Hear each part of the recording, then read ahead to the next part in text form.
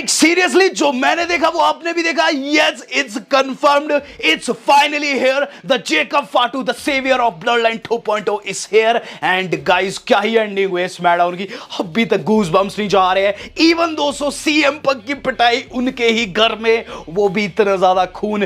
Well WWE is so back. और यहां दोस्तों चैनल को सब्सक्राइब करना तो बनता ही है. तो शिकागो से स्मैकडाउन लाइव थी और गाइस बहुत ज्यादा मजा आया इस बार की स्मैकडाउन में. रॉ मुझे तगड़ी लग रही थी लेकिन ये उससे भी तगड़ी चली गई. तो हुआ क्या इसके अंदर होता यह है कि सबसे पहले हम लोगों को देखने को मिलते हैं सीएम पंक एंट्रांस लेते हुए. तो गाइस सीएम पंक की एंट्री, वो भी शिकागो में, एब्सोल्युटली धमाका. हर कोई चिल्लाता है CM Punk, CM Punk. CM Punk आते हैं और गाइस सीएम पंक की तरफ से वही डिसेंट प्रोमो हम लोगों को देखने को मिलता है. सीएम पंक वही दोस्तों वहां क्लॉबरिंग टाइम कहते हुए दोस्तों रिंग के अंदर जाते हैं और ये चीज कहते हैं कि ये बहुत अच्छा समय है. It's great time to be alive. जो मैं आज शिकागो में हूं, माइक मेरे हाथ में है. हर कोई दोस्तों सीएम पंक के नाम की चैन लगाता है. सीएम पंक कहते हैं कि वो काफी ज्यादा खुश है शिकागो में लौटकर और यहां वो कुछ चीजें बताना चाहेंगे. वो बात करते प्रेशर की और बताते हैं कैसे उन्होंने प्रेशर सहा है. वो जुलाई 2011 की बात याद दिलवाते हैं जब 200 टाइटल लेकर भागे थे, आपको याद होगा.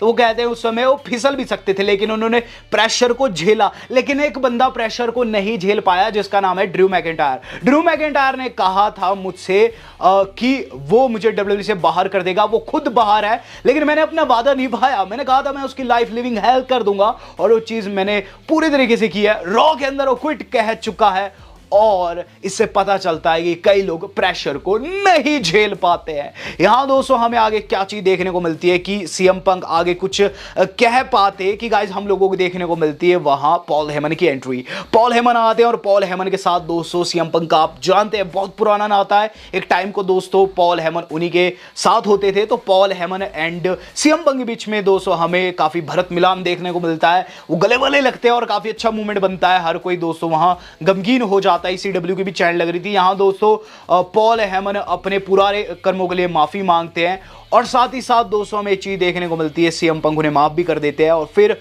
यहां दोस्तों पंक पूछते हैं कि आखिर में तुम यहां हो क्यों, तुम आए क्यों हो. पॉल हेमन बताते हैं कि देखो हम जब आ रहे थे तो रेडियो लगा हुआ था कार के अंदर और उसके अंदर ये चीज कही जाती है कि शिकागो घर है सीएम पंक का. सोलो ये बात सुनकर काफी ज्यादा गुस्सा आ चुका है और उसने मुझे भेजा है ताकि आप रिंग को लीव कर दे, रिंग को बिल्कुल एम्प्टी कर दे, यहां से चले जाए. इस पर सीएम पंक कहते हैं ऐसा बिल्कुल भी नहीं होने वाला है. जिस पर दोस्तों हमें वहां सोलो सिकागो की एंट्री देखने को मिलती है अलॉन्ग विद टोंगन्स. यहां दोस्तों वो आते हैं और ये चीज कहते हैं कि देखो पंक ये मेरा घर है और ये मेरी रिंग है, तुम्हें रिंग को लीव कर देना है. इस पर उन्हें काफी तगड़ी बू भी मिलती है और वहां दोस्तों फक यू सोलो के नारे भी लगते हैं. यहां दोस्तों सीएम पंक पॉल से पूछते हैं कि अगर मैं तुम्हारा काम करूं तो तुम क्या करोगे और तुम क्या चाहोगे. जिस पर पॉल कहते हैं मैं आपके साथ आना चाहूंगा. जिस पर सोलो का ऐसा रिएक्शन आता है ये क्या बोल दिया. जिस पर पंक दोस्तों फिर कहते हैं टोंगन्स को दोस्तों सस्ता ऊसोस की सस्ती कॉपी या फिर कह लीजिए फेक एस ऊसोस कहा उन्होंने. और फिर दोस्तों सोलो को उन्होंने फोनी ट्राइबल चीफ कहा यानी कि सस्ता ट्राइबल चीफ. जिस पर सोलो से कहा एंड जो टोंगन्स है वो अटैक करने की कोशिश करते हैं पंक के ऊपर लेकिन वहां कोडी आ जाते हैं along with baseball bat. Paul Heyman वहां से नठ जाते हैं, भाग जाते हैं और सेगमेंट दोस्तों कुछ इस तरीके से खत्म होता है कि सोलो दोस्तों वहां चैलेंज खा लेते हैं कोडी की तरफ से. कोडी कहते हैं कि आज वो उन्हें फेस करना चाहेंगे जहां नहीं चाहते हैं कि टोंगन्स उनकी तरफ हो और वो भी अपनी तरफ से रैंडी एंड ओवंस को नहीं लाने वाले हैं. तो यहां दोस्तों मेन इवेंट कंफर्म हो गया था. बैकस्टेज बियांका शुभकामनाएं देती है, माफ कीजिएगा जेड शुभकामना देती है बियांका को उनके अपकमिंग मैच के लिए जो कि मिशन एंड चेल्सी ग्रीन के खिलाफ था. ट्रिपल थ्रेट था. इसी दौरान दोस्तों हमें बैकस्टेज देखने को मिल रहा है कि कोडी को रैंडी एंड ओवन समझाते हुए नजर आते हैं. रैंडी कहते हैं कोडी को कि आज देखो तुम जा रहे हो, अकेले जा रहे हो, तुम एक बार फिर सोच लो क्या आपको हम दोनों की जरूरत है. कोडी कहते हैं नहीं हमारे को मुझे आपकी जरूरत नहीं है, आप दोनों बहुत अच्छे सुपरस्टार है, भाई लोग हैं अपने, लेकिन आज मैं अकेले बिजनेस को संभालना चाहता हूं. यहां दोस्तों अब ये जो ट्रिपल थ्रेट था महिलाओं का मिशी चेल्सी ग्रीन बियांका के बीच में शुरू हो चुका है. बियांका ने एंड में दोस्तों मिशी मिशन को टेकआउट कर लिया दोस्तों, और मिशन दोस्तों वहां फिनिशर खा गई, लेकिन चेल्सी ग्रीन ने एज वाले स्टाइल में बियांका को बाहर कर दिया और पिन फॉल ले ली। यहां दोस्तों चेल्सी ग्रीन काफी ओवर थी शिकागो में, और इसलिए दोस्तों क्वालिफायर भी जीत गई है। यहां दोस्तों मैच को देख रही थी बेली, जिन्हें ब्लेयर डेवनपोर्ट जो है कन्फ्रंट करती है और चीज कहती है अगले वीक क्वालिफायर जीतेगी और उनकी चैंपियनशिप भी वो छीन लेगी, और साथ साथ उन्होंने नायोमी को भी सेगमेंट में टॉन्ट किया है। इस दौरान दोस्तों सोलो सिका ने पकड़ लिया पॉल हेमन को, ये चीज कह रहे हैं कि तू वहां क्या कर रहा था, जिस पर पॉल हेमन कहते हैं कि माई बाप गलती होगी, जिस पर दोस्तों सोलो कहते हैं कि तू अब एक काम कर मेरा, देख तुझसे जो हुआ सो हुआ, तू टोंगन से जाकर मिल और उन्हें ये चीज बता कि आज मेन इवेंट में जो ओवेंस एंड रैंडी है वो पहुंचने नहीं चाहिए, उनकी अगर हेल्प भी ले कोडी तब भी हेल्प ना ले पाए, उन्हें पहले टेक आउट करना है। यहां दोस्तों हम देख रहे हैं कि गाइस वॉलर का इंटरव्यू हो रहा था, जिस पर ऑस्टिन थ्योरी के ऊपर अपडेट पूछी जा रही थी कि ऑस्टिन थ्योरी कैसे है एंड ऑल, जिस पर दोस्तों वहां आ जाते हैं टोमासो चैम्पा, ये चीज कहते हैं कि तू बहुत बड़ा स्वार्थी है, थ्योरी घर पर नहीं है बल्कि तू उसकी वजह जो घर पर पड़ा हुआ है। इस दौरान तड़ातड़ की आवाज आती है पीछे शटर से, और गाइस वहां जब शटर उठता है सीएम पंक खुनम खान ऊपर खड़े हुए हैं ड्रू मैकिंटायर, बहुत ज्यादा खून बह रहा है, ड्रू मैकिंटायर ने कंधे पर उठा लिया और फिर गाइस रैंप के ऊपर ले जाते हैं, वहां ऐसे छोड़ते हैं जैसे कि कोई लाश, और फिर दोस्तों जूम अप होता है और सीएम पंक का चेहरा सामने आता है, बहुत ज्यादा खून निकला होता है बॉस। यहां दोस्तों हर कोई holy shit and fuck you Drew के नारे लगाने लगता है। हमें चीज देखने को मिलती है कि वहां जो ड्रू मैकिंटायर है वो सीएम पंक का फेवरेट हैंड बैंड निकाल लेते हैं, जो उनके हाथ पे बैंड लगा रहता है ना दोस्तों, वो निकाल लेते हैं और जेब में डाल देते हैं। इस दौरान वहां आ जाते निक एल्डिस जो कि धक्का देते हैं ड्रू को कि साइड हटे क्या कर रहा है, जिस पर ड्रू उल्टा उन्हें धक्का दे देते हैं, और उसके बाद दोस्तों ड्रू वहां से लीव कर जाते हैं। सीएम पंक को एम्बुलेंस में भर कर ले जाया गया, बहुत ज्यादा ब्लडी सीएम पंक देखने को मिले, बहुत ज्यादा खून निकला। हम लोग देख रहे हैं दोस्तों अब हमारे रैंडी ऑर्टन का match, Randy Orton versus Tama Tonga versus Carmelo Hayes begin हो चुका है, money in the bank qualifier था। इस मैच की बात करूं, इसके अंदर वही हुआ जो कि मैंने दोस्तों कल प्रेडिक्ट किया था, और होता क्या है कि रैंडी ऑर्टन बहुत ज्यादा डोमिनेट करते हैं, दोनों को उछाल के मारते हैं, लिटरली साइज में उनसे काफी कम थे दोनों, तो रैंडी ऑर्टन ने बहुत ज्यादा बुली किया इन्हें, लेकिन एंड में दोस्तों जो होना था वो होता है। वहां दोस्तों रैंडी ऑर्टन क्वाइल करने लगते हैं, अपने आरक्यू के लिए जाने वाले होते हैं, पीछे से आ जाता है दोस्तों लोहा, और लोहा को टेक आउट करने के चक्कर में दोस्तों कार्मेलो हेज रैंडी ऑर्टन को रोल अप लगा देते हैं। वहां केविन ओवेंस भी आ गए थे दोस्तों लोहा को टेक आउट करने, लेकिन इसी बीच उन्हें रोल अप लग गया हेज की तरफ से और कार्मेलो हेज यहां क्वालिफाई कर गए।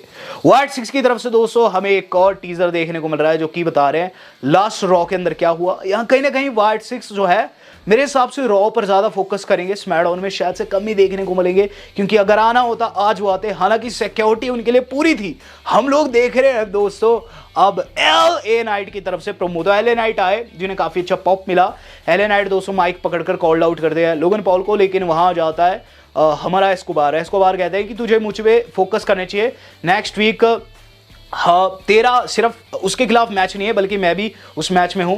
यहां दोस्तों इनका एक क्वालिफायर होना है नेक्स्ट वीक जो कि मनी इन द बैंक का है, तो यही चीज वो कह रहे थे।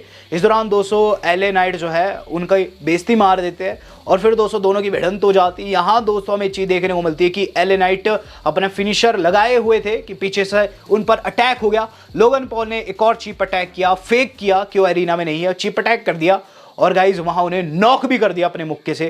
तो यहां दोस्तों नेक्स्ट वीक इनका क्वालिफायर होना और उससे पहले लोगन पॉल ने अपर हैंड ले लिया। हम लोग देख रहे हैं दोस्तों अब Kevin Owens versus Andrade versus Waller, ये भी क्वालिफायर था, लेकिन गाइज इसके अंदर हुआ ये कि रैंप के ऊपर टोंगन्स ने टेकआउट कर दिया केविन ओवेंस को मैच से पहले ही, जहां फिर रैंडी ऑर्टन आकर अपने भाई को बचाने की कोशिश करते हैं। वहां से टोंगन्स भाग तो जाते लेकिन केविन ओवेंस आधे हो गए थे। यहाँ दोस्तों केविन ओवेंस का मैच बिगन होता है और इसका नुकसान उन्हें खूब हुआ। वहां एंड में वो दोस्तों स्टनर लगाते हैं, लेकिन इसी बीच उनकी टांग पर अटैक कर देते वॉलर, और वॉलर जो कि दोस्तों टांग पर उनके अटैक किए थे, जैसे अंदर घुसे उन्हें लग गया दोस्तों अंड्राडे की DDT और ये अंड्राडे सियान अल्बस में जीत गया और क्वालिफायर कर गए। ये दोस्तों अभी के लिए लिस्ट है जो कि नीचे दिखाई दे रही है आपको, ये क्वालिफाई किए हैं। यहाँ दोस्तों हमें देखने को मिल रहा है बैक स्टेज मिशी कन्फ्रंट करते हुए नजर आती है टिफनी को। टिफनी दोस्तों वहां उन्हें बिन बात के परेशान कर रही थी। इस दौरान दोस्तों जब वो अटैक करती है टिफनी के ऊपर, वहां नाया जैक्स ने आकर मशीन को टेकआउट कर दिया। यहाँ नाया जैक्स एंड टिफनी फिर से साथ देखने को मिले। डब्ल्यू वालों ने कन्फर्म कर दिया नेक्स्ट वीक दोस्तों स्मैकडाउन में होने वाला है Candice LeRae versus Jade Cargill versus Tiffany, एक और क्वालिफायर। इसके अलावा दोस्तों Naomi versus Blair Davenport versus Indi Hartwell भी एक और क्वालिफायर होगा। पुरुषों में दोस्तों L A Knight versus Logan Paul versus Santos Escobar qualifier होगा। मेन इवेंट भी हो चुका है, कोडी रोड्स आ चुके हैं, सोलो सिकोआ आ चुके हैं।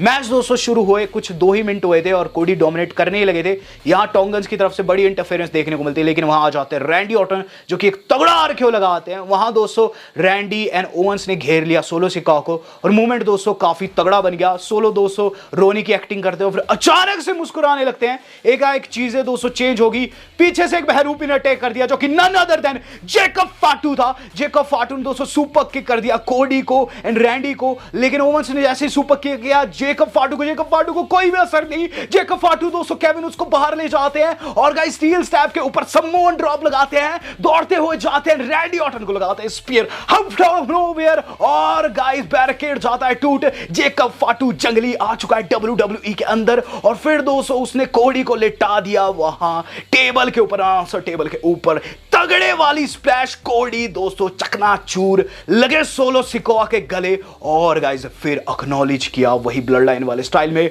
ब्लड लाइन कंप्लीट हो चुकी है, जेकब फाटू आ चुका है और गाइस ये बंदा बहुत ज्यादा खतरनाक है। इसने सिर्फ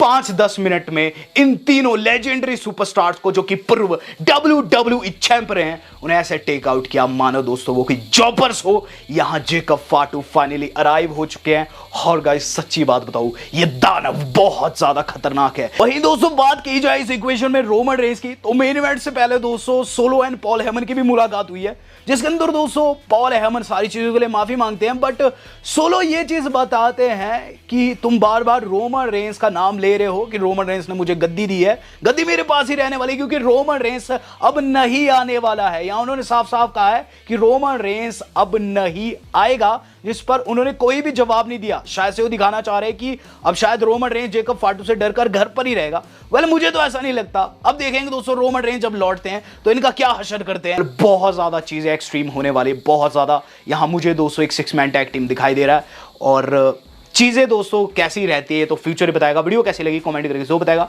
वेल दोस्तों वीडियो आज की इतनी थी, आज तक इतना ही, धन्यवाद, शब्बा खैर।